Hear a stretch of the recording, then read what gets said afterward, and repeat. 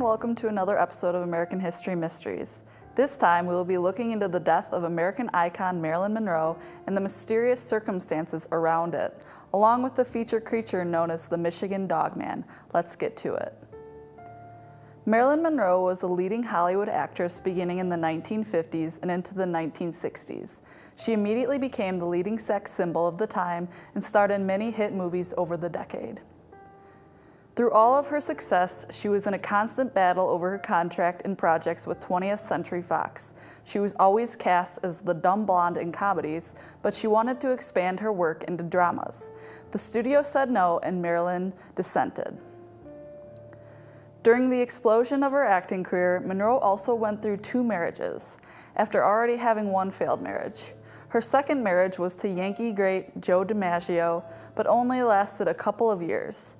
It is rumored that he did not like her doing her famous Subway Great stint, which was a promotion for one of her films.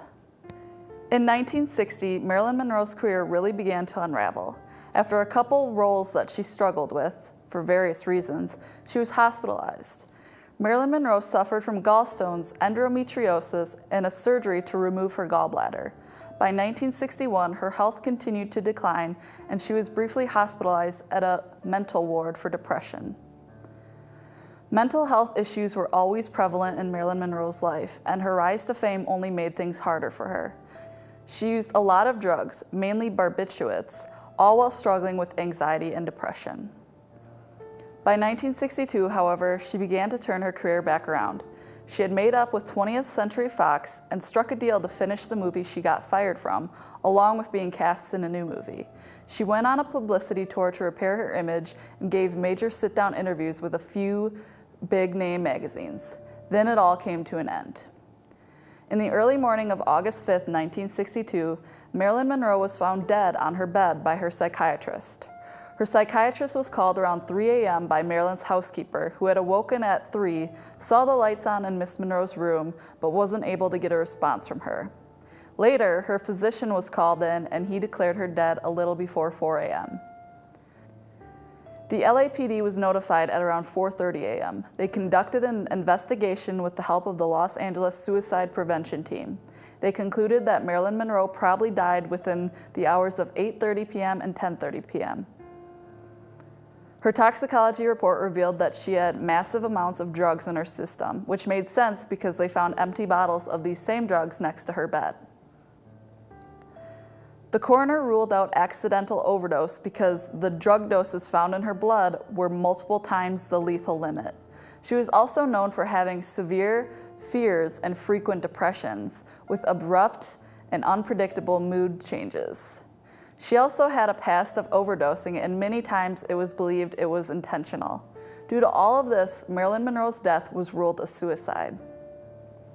So why is this considered a mystery?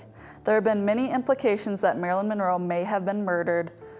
Her connections to different groups, such as the mob and the Kennedys, has caused much speculation since her untimely death in 1962. The first questioning of her death came from Frank A. Capel in his 1964 pamphlet that looked into the weird death of Marilyn Monroe. He asserted that Monroe dying was part of a communist conspiracy and that she herself was a communist surrounded by communists. The main part of this theory is that she had an affair with Robert F. Kennedy, then President John F. Kennedy's little brother, who was holding the position of U.S. Attorney General at the time. Capel believes that Marilyn liked Robert a lot more than he liked her, and when she threatened to go public, he had her assassinated. The reason that Robert F. Kennedy wouldn't want people to know about his affair with Marilyn, according to the pamphlet, is that he was a communist sympathizer but didn't want people to know. Capel also asserts that all Marilyn's doctors were communists, along with an ex-husband of hers and friends. This theory has been proven to be a little out there, but it is relevant because it was the first real questioning of the cause of Marilyn Monroe's death.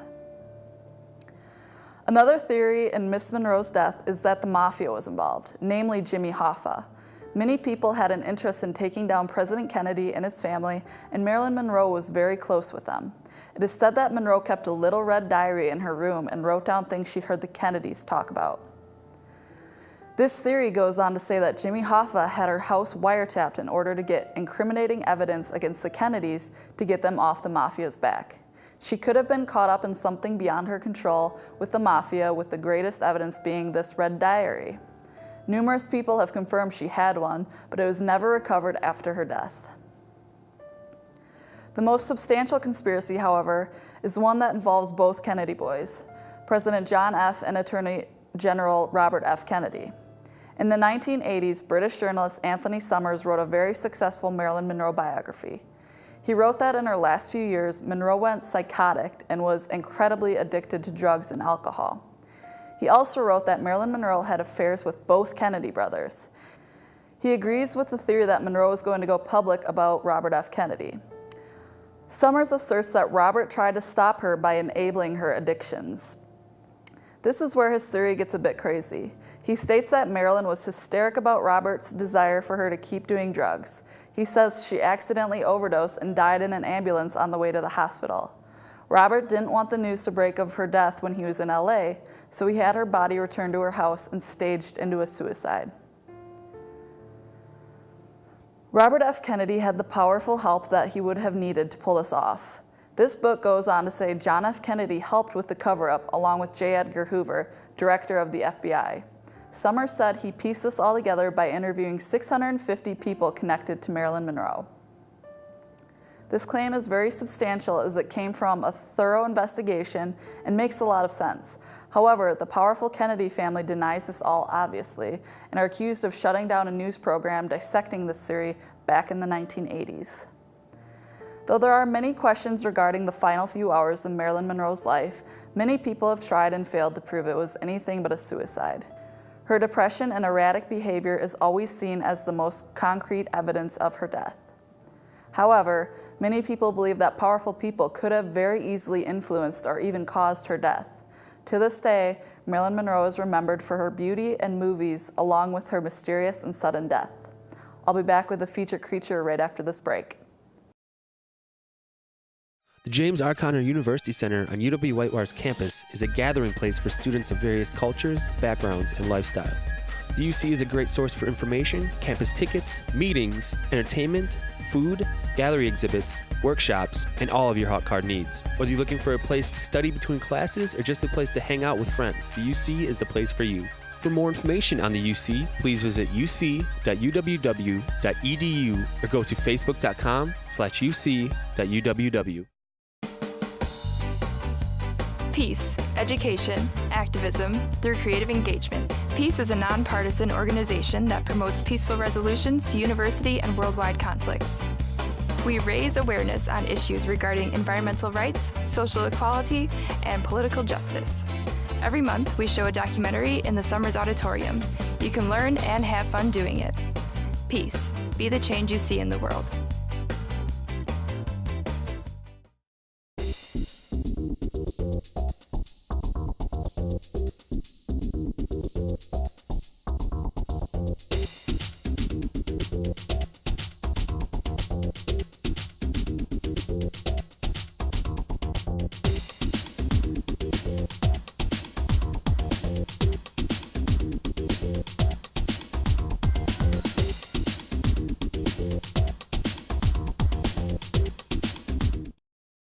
Are you bored on campus? Then come down to Warhawk Alley in the University Center. We have everything you need to take a break from your studies and have a great time. So come blow off some steam with our air hockey, darts, foosball, video games, 8 top-of-the-line Brunswick pool tables, and our 10-lane bowling alley. We have nightly specials, blacklight bowling, tournaments, and tons of chances to win prizes. For more information or to set up a reservation, call Warhawk Alley at 262-472-5681.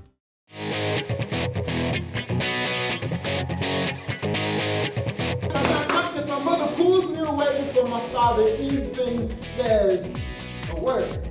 The activism may see lower commitment levels. It has global and instantaneous reach. The message that we can get from this roll of duct tape is that utility really is everything.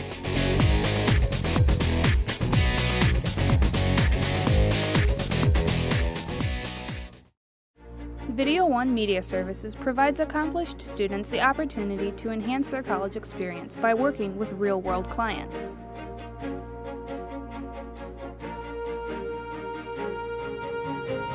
In addition, we provide clients local and affordable video options to better enhance their media needs. For more information on how Video One Media Services can help you with your next media project, email or call our office at 262-472-5659. This episode's feature creature is the Michigan Dogman. You might be wondering why you haven't heard much, if anything, about this possible being. It comes from the same folklore realm as Bigfoot and was first sighted in 1887. The Michigan Dogman is described as dog-like and 7 foot tall with blue eyes and is said to walk on 2 dog-like legs with a human torso. Per the Dogman's legend, he only appears on a 10-year cycle.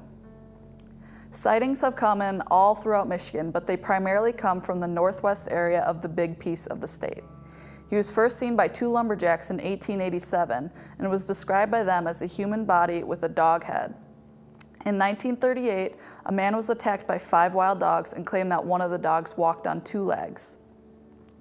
People on the Upper Peninsula of Michigan have also claimed to have seen the Dogman. There have been numerous reports of horses dying from fright with nothing but dog tracks around their bodies. The folklore legend of the Michigan Dogman grew in 1987 when a DJ in Michigan named Steve Cook made a song about the creature. He named the song The Legend and based it on general myths and legends around the U.S. as an April Fool's joke. The thing is, he had never heard of Michigan's Dogman until people went crazy over the song. It only helped the legend grow, and people in Michigan continue to wonder about this creature and when the next 10-year cycle will land. Thanks for tuning in to this episode of American History Mysteries. I hope you learned a few things about Marilyn Monroe and her untimely death, along with a creepy creature that stalks around in our neighboring state of Michigan. I'm Coley Sims. See you next time.